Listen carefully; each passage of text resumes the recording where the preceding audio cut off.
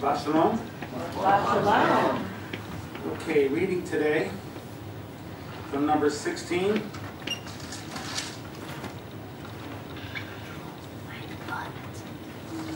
Now Korah the son of Ishar, the son of Kohath, the son of Levi, with Dathan and Abiram, the sons of Eliab, and On, the son of Keilah, sons of Reuben, took action. And they rose up before Moses, together with some of the sons of Israel, 250 leaders of the congregation, chosen the assembly, men of renown. And they assembled together against Moses and Aaron, and said to them, "You have gone far enough, for all the congregation are holy, eat every one of them.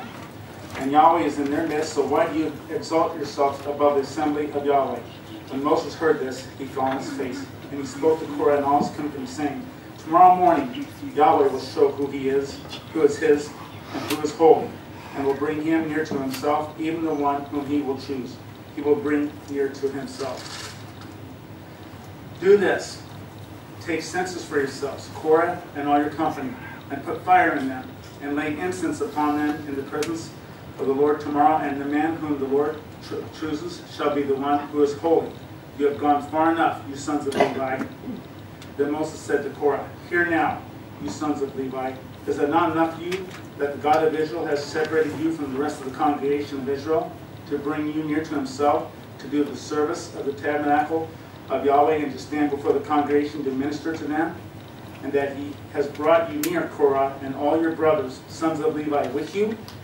And are you seeking for the priesthood also? Therefore you and all your company are gathered together against Yahweh. But as for Aaron, who is he that you grumble against him?" Then Moses sent a summons to Dathan and Abiram, the sons of Eliab, but they said, "We will not come up. Is it not enough that you have brought us up out of a land flowing with milk and honey to have us die in the wilderness, but you would have also lorded over us? Indeed, you have not brought us into a land flowing with milk and honey, nor have you given us an inheritance of fields and vineyards. Would you put out the eyes of these men? We will not come up." Then Moses became very angry and said to Yahweh, "Do not regard the offerings. I have not taken a single donkey from them, nor have I done harm to any of them." And Moses said to Korah, "You and all your company be present before Yahweh tomorrow, both you and they along with Aaron. And each of you take his fire pan and put incense on it, and each of you bring his censer before Yahweh, 250 fire pans. Also you and Aaron shall each bring his fire pan." So each took his own censer and put fire on it, and laid incense on it, and stood at the doorway of the tent of meeting with Moses and Aaron. Thus Korah assembled all the congregation against them at the doorway of the tent of meeting, and the glory of Yahweh appeared to all the congregation. Can you imagine what that must look like? Very. Man. All the miracles that took place in Egypt, through the Red Sea, and still they complained.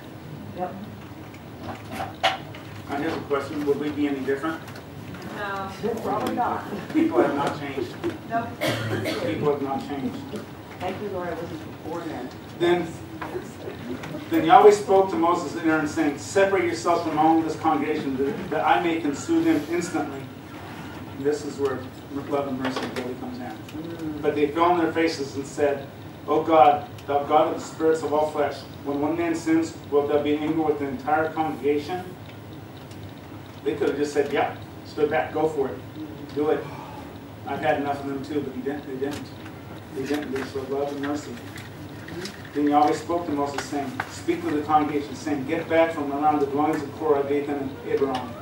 Then Moses rose and went to Dathan and Abiram with the elders of Israel following him. He spoke to the congregation, saying, "Depart now from the tents of these wicked men, and touch nothing that belongs to them, lest you be swept away in all their sin." So they got back from around the dwellings of Korah and Dathan and Abiram, and Dathan and Abiram came out and stood at the door of the tents, along with their wives and their sons and their little ones. And Moses said, "By this you shall know that Yahweh has sent me to do all these deeds, for this is not my doing.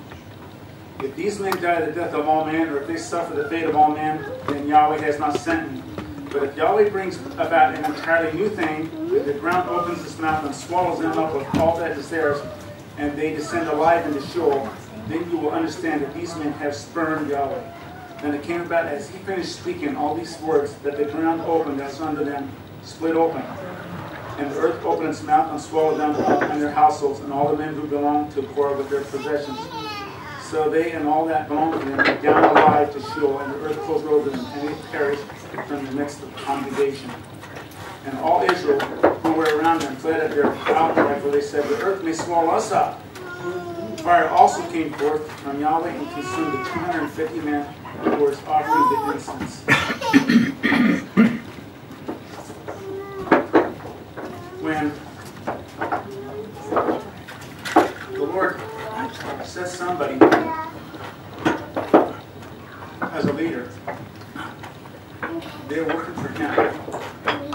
And when other people do not recognize that leader and try to bring rebellion, you're walking on very, very shaky ground.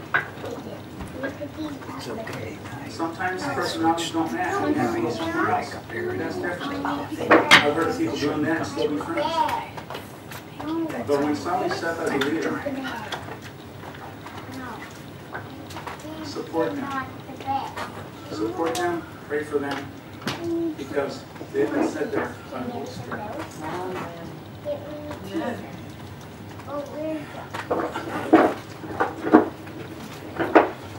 Baruch atah Adonai Eloheinu melech haolam asher natan לנו Torah emet v'keyan tola natan v'tikenu Baruch atah Adonai noten ha-Torah. Blessed are you, O Lord our God, King of the universe, who has given us the Torah of truth and has planted everlasting life in our midst. Blessed are you, O Lord, giver of the Torah.